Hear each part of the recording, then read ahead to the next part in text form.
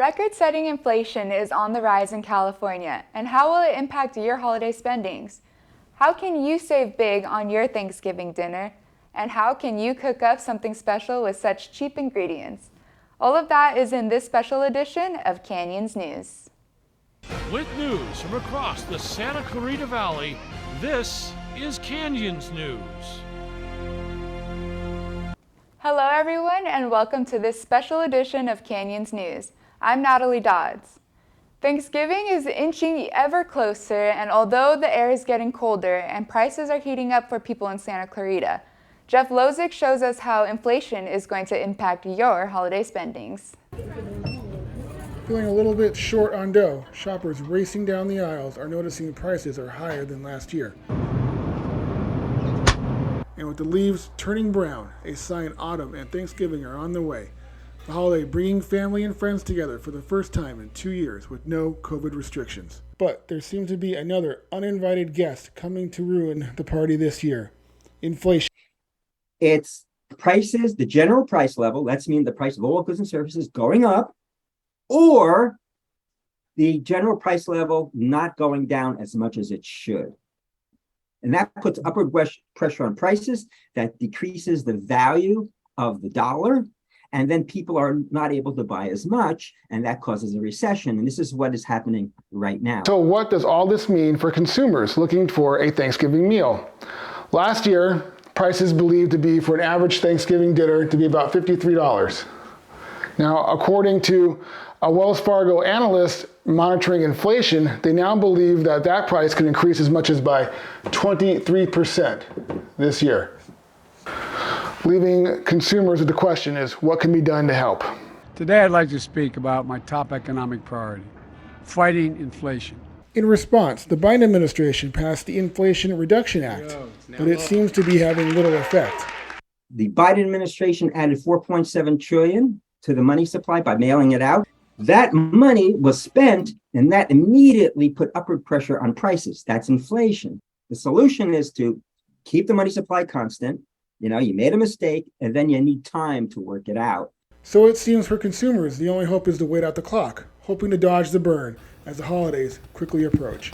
For Canyons News, I'm Jeff Lozick.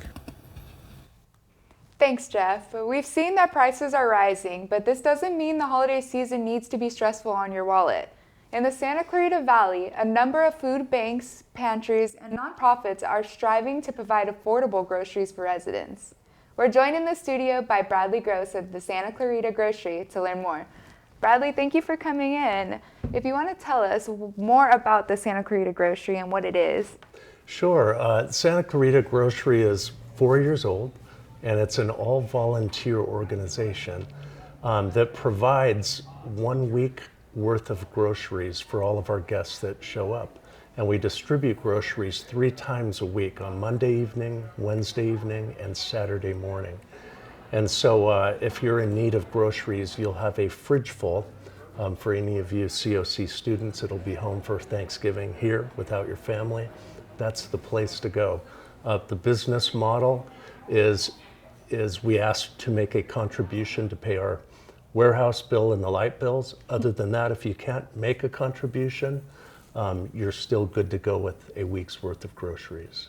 That's such a beautiful thing, and I know that Santa Clarita needs that right now, especially with inflation on the rise. Right. But your grocery runs year long, so is there any changes that you notice around Thanksgiving or the holidays of people donating or more people coming in?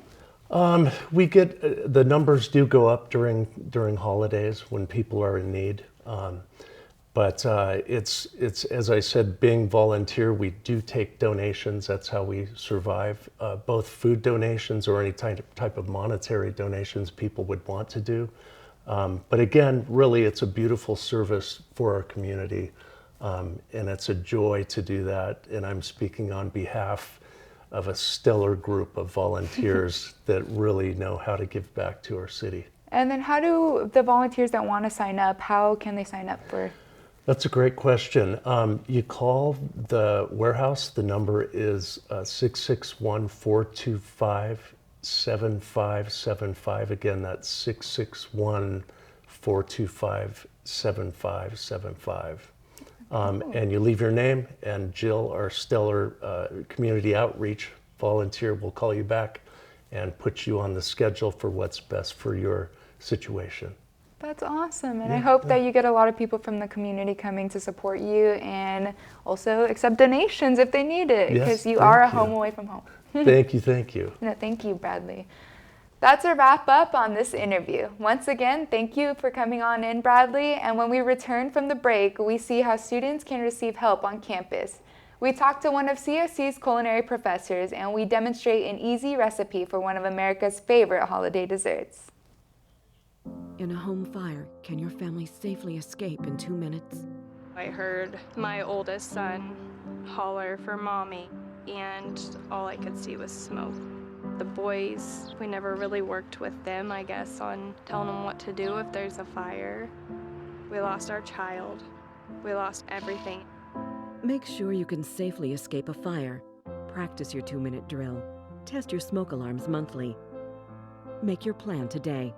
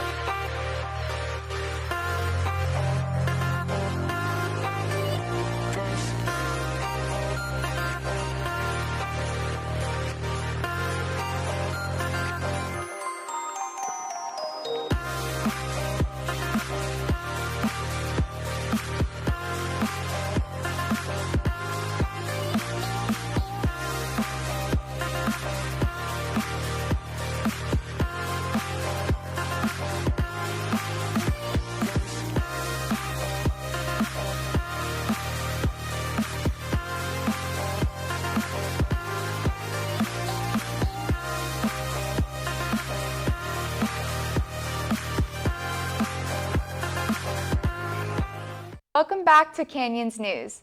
The rise in prices have been felt by many, and students at CSC aren't immune. Reporter Lindsay Tolles shows us how one program at CSC is serving as a financial safe haven for students. As lunchtime approaches, their forms align. Students are waiting for that ticket, the ticket that secures them a hot meal on campus for free. Before games or stuff like that, I just come here, get that, and then just eat, so don't have to worry about money. That's the big issue. It's an issue for many students, an issue that COC's Basic Needs Center, or BANC, is trying to eradicate.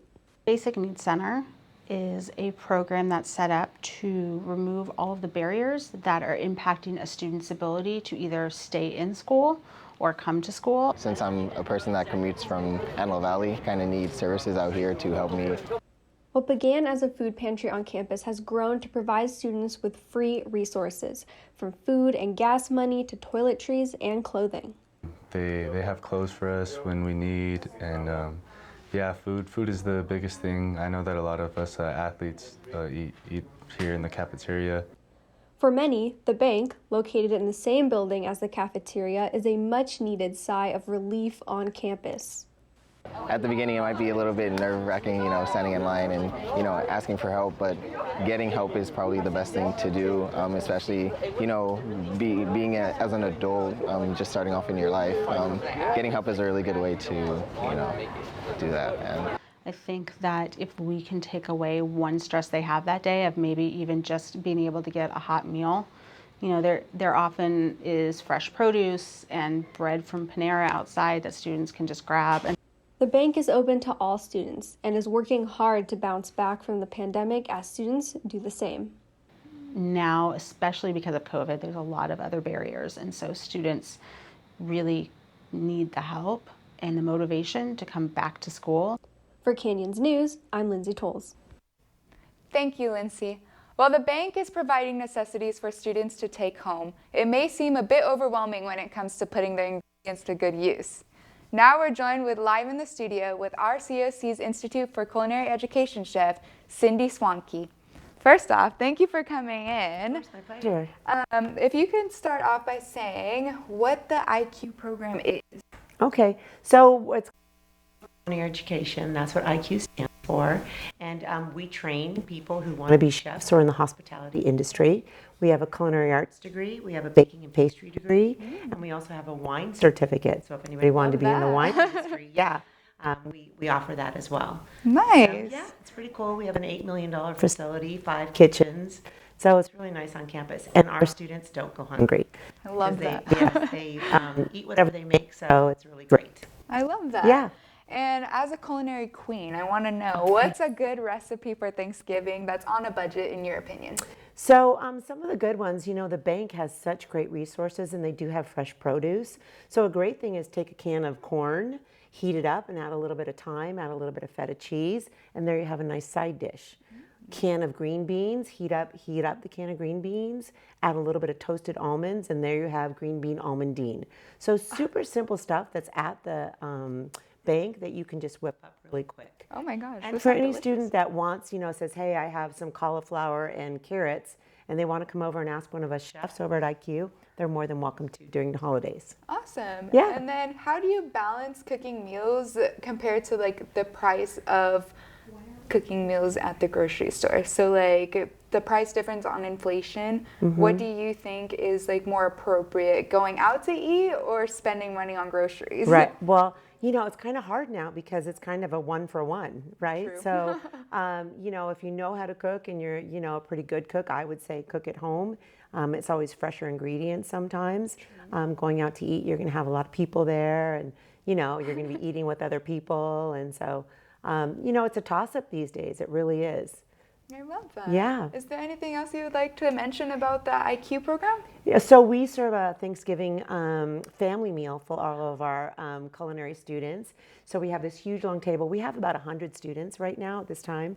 And so everybody makes a side dish and everybody makes some turkey and ham. And then we all sit down at this big, huge, long table and we have a Thanksgiving meal for the COC students. That's such a beautiful thing. It really love is. it. Yeah, and they love it too, you know, because some of them might not have, you know, family here, or maybe, you know, their parents are working on Thanksgiving, and for them to have a nice Thanksgiving meal is really important to us. You are the home away from home. Yes, exactly. I Put love very that. nicely. Yeah, thank you. Well, thank you so much for coming on, Cindy, and it was amazing. I can't wait to check out your nice little IQ. Thank you. place. Come by for a sample anytime. Okay, I'm glad. Okay.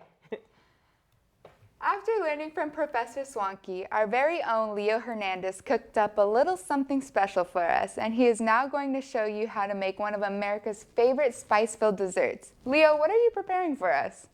Thanks, Natalie. And today we're going to learn how to make some apple pie. So first you're going to need 1.5 sticks of butter cut into squares.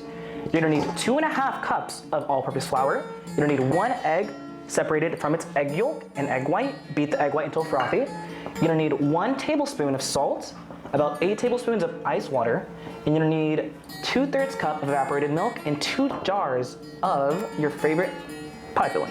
To get started, we're gonna go ahead and combine the all-purpose flour with the butter, and you're gonna gradually add your ice water. Go ahead and keep mixing until it fully combines. I'm gonna put this in the fridge for about 30 minutes. Combine both of your jars into one bowl, preferably a medium to large size one, depends on what you have. Next up, we're gonna add about 2/3 cup of sugar. Now the cinnamon is optional, but if you're gonna add some, go ahead and do about a dash or 2. Now for your evaporated milk, go ahead and pour that in gradually. So we're gonna add a little bit on top. You're gonna save the rest. Combine those best you can. So once it's fully combined, it should look a little something like this. So after preheating your oven to 425, it should be about time to get that dough out of the fridge. 30 minutes, be sure you get your dough out of the fridge. It should feel a little moist, it should look a little shiny. You might notice some white dots on it, that's normal, don't worry. Just your dough should be just about ready. Give it a nice little squeeze. If it feels a little dry, you might want to leave it in there for an extra 15 minutes or so. Whatever knife you need, go ahead and split it right in half. Side. Start squeezing the other one. You're gonna wanna get some all-purpose flour in here on the board to make sure that your dough does not stick. Now it is gonna be a little tough at first. Just do as best as you can. Now once you've rolled out your dough as best you can, go ahead and check if it fits inside of your dough pan. Any tiny knife you got. We're gonna go around the edge and we're gonna very gently cut off that excess that you see there. And once you got that first part down, go ahead and grab your second half of the dough, rinse and repeat for the second part, and you're all set. So once you've got your pie dough rolled out to a mostly thin part, you're gonna go ahead and cut it into a lattice structure if you'd like. Now at this point, you could lay it over the pie, as simple as that. Now if you wanna be a little fancier, show off to your friends and family a bit, you're gonna go ahead, cut them into long, thin slices. So we're gonna go ahead and pour our pie filling into our pie. And be as gentle as you can. So when you lay these over the pie, you're gonna wanna go ahead and go in this nice crisscross pattern, almost like an arrow pointing towards one end of your pie. You're gonna go alternating sides, one at a time, making sure that the next one goes over the last one. So after that, we should be just about finished, and your pie should look a little something like this. All right, so now we got that in the oven. We're gonna let it sit for about an hour. Now the best part about this entire dessert, it only cost me about $20. Ooh, nice. Got a nice little golden crisp. Beautiful. So at this point, your pie is ready. Now it is optional, but I like to enjoy my pie with a scoop of ice cream, a la mode, as they will in France. And just like that, bon appetit. Some pie in here. Go ahead and scoop that ice cream back up. That's really good. For Canyons News, I'm Leo Hernandez. Back to studio with you, Natalie. That does it for this edition of Canyons News. I'm Natalie Dodds, and remember, you can catch us at canyonsnews.com. You can also send us news tips and story ideas to our Twitter handle at canyonsnews_COC and follow us on Facebook, YouTube, and Instagram. Have a good night and happy holidays, everybody.